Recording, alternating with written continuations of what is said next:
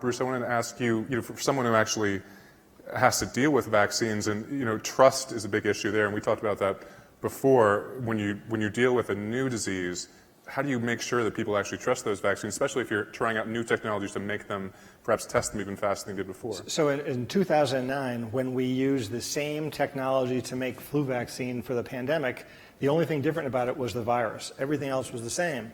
It was referred to as a novel virus, and somehow people thought it was now a novel vaccine and were wary of this novel technology. So we had to get our language right. At the same time, I think it's also important that people expect that these vaccines are safe and proven safe and have the kind of systems in place to be able to say, yes, they are safe. I think that's where the kind of things you bring here might actually be a help to that. And we don't know when and where a pandemic will occur, but we know that when we're going to give a vaccine that may not have been tested in thousands of people ahead of time are given to millions of people, we need to have systems in place that are going to measure and monitor safety. That's where some of the big data can be great. I think that's where being able to comb EHRs, if it's in a developed world, to try to find that out sooner than we might otherwise, because we want to have the luxury of the perfect randomized clinical trial ahead of time.